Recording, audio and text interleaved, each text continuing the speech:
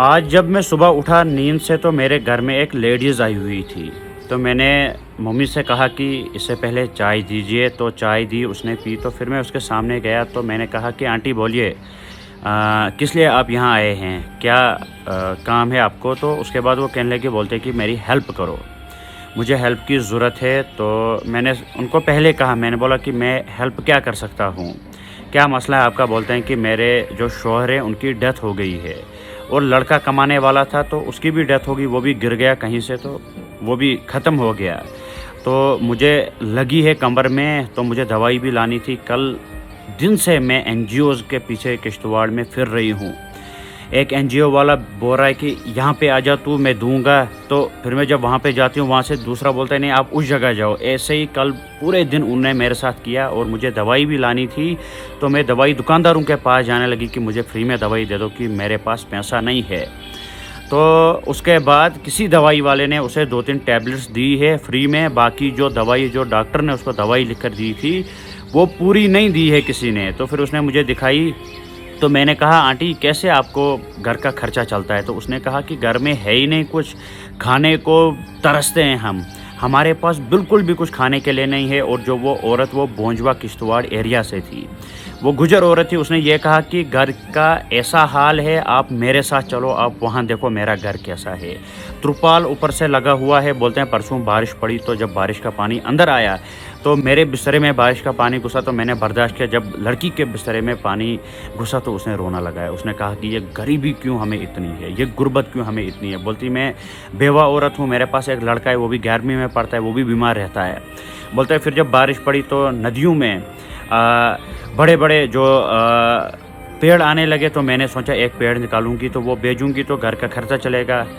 तो जब मैंने वो पेड़ निकालने की कोशिश की, पीछे से एक और पेड़ उतर कर आया मेरे कमर पे। तो आप देखिए, मैं शॉर्ट ऊपर कर दिया। मैंने बोला नहीं, मैंने भरोसा किया। तो बोलते हैं पूरा कमर का जो ये स्किन है ये उठी हुई है। मेरे बिस्तरे में बारिश का पानी घुसा तो मैंने बर्दाश्त किया। जब लड़की के बिस्तरे में पानी घुसा तो उसने रोना लगाया। उसने कहा कि ये गरीबी क्यों हमें इतनी है, ये गुर्बत क्यों हमें इतनी है। बोलती मैं बेवा औरत हूँ, मेरे पास एक लड़का है, वो भी 11वीं में पढ़ता है, वो भी बीमार रहता है। बोलते हैं फिर जब बारिश पड़ी तो नदियों में बड़े बड़े जो पेड़ आने लगे, तो मैंने सोचा एक पेड़ निकालूंगी तो वो बेचूंगी तो घर का खर्चा चलेगा। तो जब मैंने वो पेड़ निकालने की कोशिश की, पीछे से एक और पेड़ उतर कर आया मेरे कमर पे। तो आप देखिए, मैं शॉर्ट ऊपर कर दिया। मैंने बोला नहीं, मैंने भरोसा किया। तो बोलते हैं पूरा कमर का जो ये स्किन है ये उठी हुई है। बोलते हैं मैं कल दिन पूरे एनजीओज़ के पास यहाँ गई कि वो हेल्प करेंगे, किसी ने मेरी हेल्प नहीं की। मैं बैतुल माल के पास गई, बैतुल माल वालों ने मेरी हेल्प नहीं की। बैतुल माल वालों ने बोला कि आप एनजीओज़ के पास जाओ। एनजीओ वाले बोलने लगे कि आप यहाँ जाओ, उसके बाद वहाँ जाओ, आप वहाँ जाओ। इसी तरीके से पूरा दिन रगड़ाते रहे वो। मैं तो रात को वो कहीं यहाँ किसी के घर बैठी, तो सुबह मैं अब आपके पास आई। आपका मैंने बड़ा सुना कि आप गरीबों की हेल्प करते हो। तो मैंने सोचा आंटी मेरे पास कैश भी नहीं, मैं क्या करूँ? तो उसने रोना स्टार्ट किया।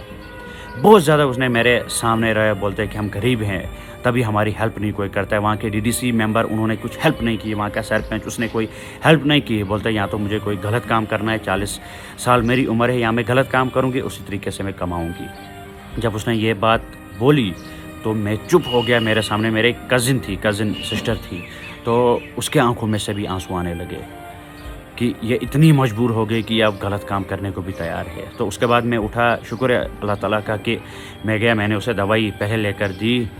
तो उसके बाद जो उसके पेंशन के कागज़ थे उसको पहले ही मैंने ऑनलाइन करवाया। 1-1 हज़ार ही अगर उसको चलेगा तो चलो, उसमें भी थोड़ा सा कुछ हो सकता है, कुछ नहीं होगा फिर भी थोड़ा सा उसमें कुछ होगा, तो वो ऑनलाइन करवाए ताकि उसको पेंशन चले। क्योंकि जो बेवा औरतें हैं उनको पेंशन चलती है, 1000-2000 कुछ महीने का आता है। तो वो कागज़ मेंशन करवाए। उसके बाद यहाँ की एक एनजीओ तारिक मेमोरियल ट्रस्ट, जो बहुत एक अच्छा काम करती है किश्तवाड़ में, तो उनको मैंने कॉल की, जो उनके चेयरमैन हैं। तो उन्होंने कहा कि इसकी एक एप्लीकेशन लिखिए, सरपंच के पास साइन करवाइए, तो हम इसको मंथली फूड किट देंगे। तो मैंने ये कहा कि आप मंथली फूड किट सिर्फ 2 या 3 महीने आप इसको दो, मैं ये सोच रहा हूँ कि मैं इसको एक गाय लेके दूंगा। तो उस आंटी ने भी कहा कि अगर आप मुझे गाय लेके देंगे तो आप मुझे किश्तवाड़ में कभी नहीं देखेंगे। मैं अपना रोज़गार उस गाय से कमाऊँगी, मैं दूध भेजूँगी, मेहनत करूँगी, उसी से मैं अपना घर भी बनाऊँगी। तो वो बड़ी मेहनती थी, तो उसने बड़ा रोया मेरे सामने। मैं भी बहुत मजबूर हो गया। मैंने बोला मैं क्या करूँ, मेरे तक है ही नहीं कुछ, सिर्फ आप सब दोस्त हो मेरे साथ, तो तभी जाकर मैं सोशल मीडिया पर पोस्टें चढ़ाता हूँ तो उन लोगों की हेल्प हो जाती है। तो देखिए वो जो लेडीज़ है वो बहुत मजबूर है, वो गलत काम करने के लिए भी तैयार है, क्योंकि जब भूख होती है, पेट खाली होता है तो इंसान फिर गलत काम भी करता है। तो ये ज़िम्मेवारी हमारी जो मस्जिद कमेटियाँ उनकी थी, मगर वो भी चुप हैं। एनजीओज़ की थी, एनजीओ सिर्फ नाम निकालते हैं। नाम उनका होता है, बाकी काम उनका ज़ीरो होता है किश्तवाड़ में। तो जो तारिक मेमोरियल है, उन्होंने जो मुझे बोला है उस लेडीज़ के लिए, तो बहुत एक अच्छा जवाब उनकी तरफ से था कि आधार कार्ड, फ़ोटो और एक एप्लीकेशन लिखो, उस पर सरपंच का साइन होना चाहिए, ताकि कंफर्म हो कि ये गरीब है, तो उसके बाद हम इसको मंथली फूड किट देंगे। अब मेरा कहने का मतलब यही है कि इंशाल्लाह 3 या 4 दिन के बाद जो उनके घर की वीडियो वो भी मेरे पास पहुंचेगी, वो भी मैं आप सब लोगों के सामने लाऊंगा। तो तमाम दोस्तों से गुजारिश है कि उसको गाय लेनी है तो उसकी मदद करें। देखिए अगर हम उसका अकाउंट सब दोस्तों के सामने देंगे तो वो जो पैसा आएगा वो खर्च हो जाएगा उसे। ज़ाहिर सी बात है कि वो कपड़े लाएगी, वो जाएगी शॉप पर, वो वहाँ से सामान लाएगी तो वो खर्च हो जाएगा। अब जो देखिए राशन का वो ज़िम्मेदारी तारिक मेमोरियल ने पकड़ी, और राशन वो अच्छा खासा देती है, चावल भी, आटा भी, सब कुछ वो देती है। तो इंशाल्लाह अब उसे गाय लेकर देनी है। तो इंशाल्लाह 3 या 4 दिन के बाद वो केस भी मैं आप सब दोस्तों के सामने लाऊंगा। इंशाल्लाह मुझे पूरी उम्मीद है कि आप उस जो वो आंटी है उसको गाय खरीदने में मदद करेंगे इंशाल्लाह। तो मैं किश्तवाड़ में ही गाय खरीदूँगा, क्योंकि यहीं पे गाय का एक व्यापार होता है जो बाहर से गाय लाते हैं बेचने के लिए, जो दूध देती है इंशाल्लाह लगभग 12-13 किलो। तो उसी के हिसाब से जब वो भेजेगी वो दूध, तो उसका घर का खर्चा चलेगा। तो इंशाल्लाह उम्मीद करता हूँ कि 3-4 दिन के बाद जो मैं केस लाऊँगा आप उनकी हेल्प करेंगे। और बहुत मजबूर हैं किश्तवाड़ में लोग, ऐसे मेरे पास लोग आते हैं, सिर्फ रोना चलता है। फिर जो मुझ तक होता है मैं करता हूँ, कभी आप सब दोस्तों के सामने भी लाता हूँ, कभी मेरी हिम्मत भी नहीं होती आप सब दोस्तों के सामने लाने की, तो मैं करके अपनी फैमिली मेम्बर से ही मांग कर तो किसी तरीके से उनकी थोड़ी हेल्प करने की कोशिश करता हूँ। तो दुआ किया करें, जो गरीब है उनकी गुर्बत दूर हो, जो बीमार है उनकी बीमारी दूर हो। क्योंकि आज एक शख्स मुझे फ़ोन कर रहा था मड़वा से, वो सवरा में ज़ेरे इलाज है, उसको 1 साल सवरा में ज़ेरे इलाज हुआ, और उसने जिस बीमारी का मुझे बोला मैंने आज तक वो बीमारी नहीं सुनी। और उसने भी वो कहा, बोलते मैं डॉक्टर के साथ मैं बात करवाऊँगा, जो मेरे भाई को बीमारी है वो दुनिया में सिर्फ 7 आदमियों को बीमारी है, और फर्स्ट वो शख्स इंडिया में जिसको वो बीमारी है, बोलते लाखों के हिसाब से दवाई मुझे आती है, सॉरी मेरे भाई के लिए आती है।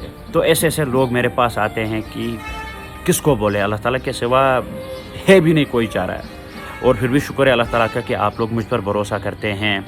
जो मैं केस आप सब दोस्तों के सामने लाता हूँ, आप भरपूर उनकी मदद करते हो। जितने भी मैंने केस लाए, मैं शुक्रगुज़ार हूँ आप सब दोस्तों का कि अल्लाह ताला आप सब दोस्तों को खुश रखे, आबाद रखे। जितने भी मैंने केस आप सब दोस्तों के सामने लाए, आपने उनकी मदद की अल्लाह ताला सब दोस्तों को आबाद रखे, खुश रखे। अब जो मैं इंशाल्लाह 3 या 4 दिन के बाद उस आंटी का केस आप सब दोस्तों के सामने लाऊंगा, उम्मीद करेंगे कि इंशाल्लाह आप मदद करेंगे उसको गाय खरीदने में, और वो अपना घर चलाएगी, किसी गलत काम में इन्वॉल्व नहीं होगी।